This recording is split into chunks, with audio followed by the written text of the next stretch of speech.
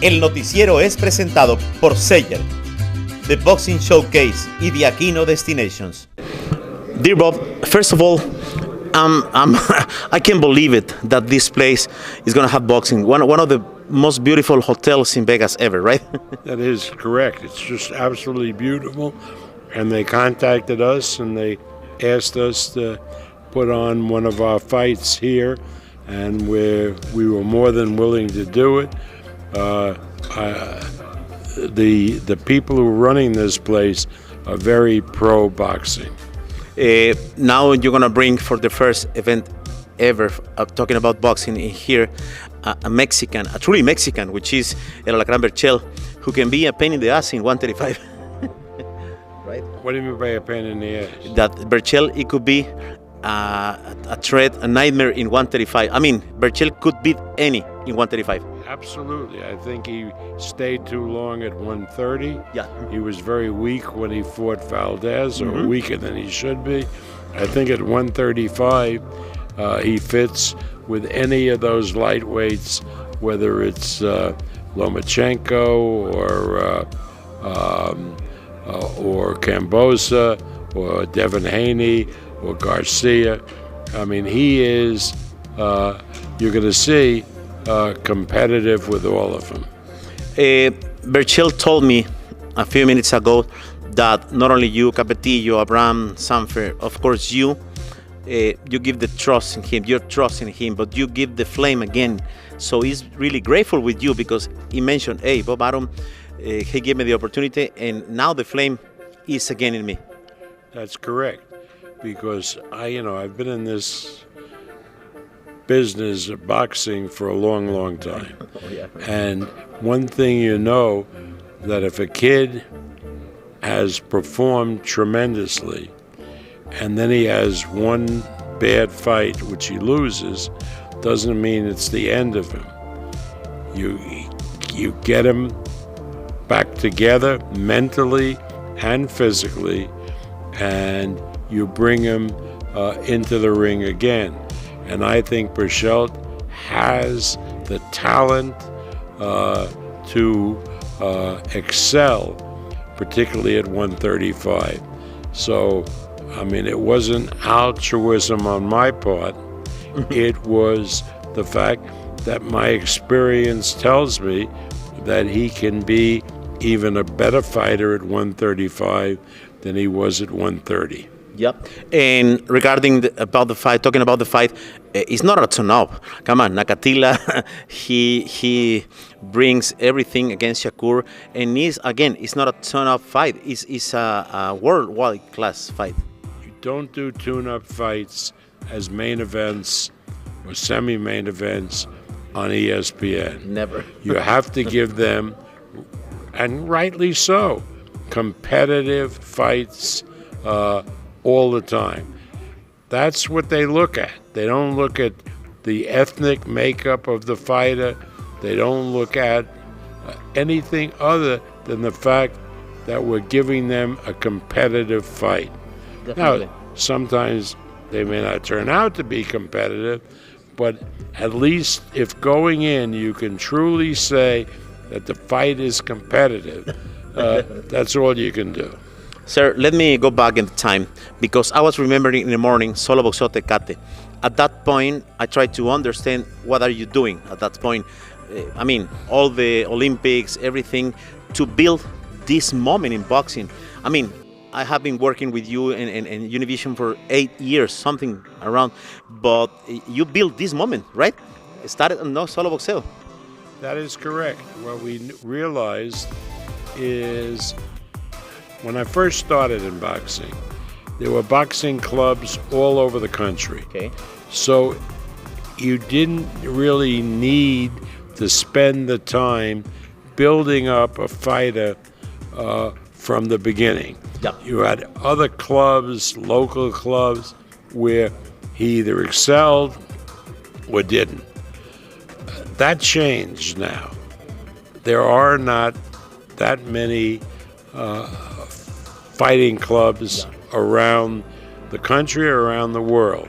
So it's incumbent upon us to take what we believe are the talented guys and build them up from the start when they get out of amateur boxing. I mean, we signed the whole U.S. Olympic team, and that way we know that in many cases we will be building the future stars. Yep. Not all of them are going to make it, but Yeah, of course. but a lot of them will. Talking about this, I don't know if your opinion is the same like mine, but what about Sander Sayas? He surprised me. He's a young kid. He's doing really good numbers, 1309 knockouts, Puerto Rican guy. What is your opinion about Sander Sayas? I mean, he's like really mature for his age. Very mature. He came to see us with his parents when he was 16 years old. Now he's a man. He's 19 now. Yeah. Something. He's a lovely young man. You know, there are certain athletes that when they get ready to perform, when they get in the ring, they just light up the place.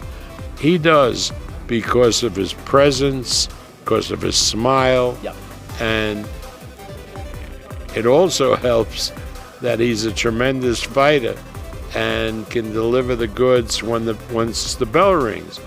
So I can't speak highly enough about Xander. We're very, very pleased of how he's been developed, how he's coming on, and I talked to the head of the WBO yesterday about something, and Paco Valcarcel, who just raved about Xander. He said everybody in the island of Puerto Rico are talking about him. Definitely. Two more things before, because you have compromises, but let me ask you this. How is your opinion about the big heart of Usyk, of course, Lomachenko, and what can you tell us about the fight, the Lomachenko against Kambosos? Well, again, everybody has to make their own decisions in life.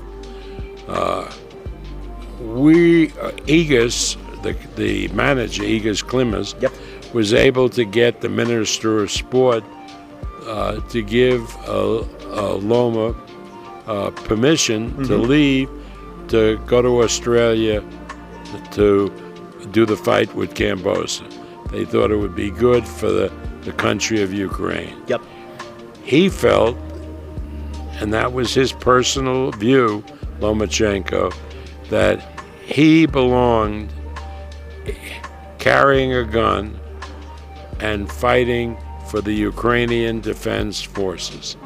That was a personal decision, and I feel so akin and I so much admire Vasily Lomachenko that I respect his decision.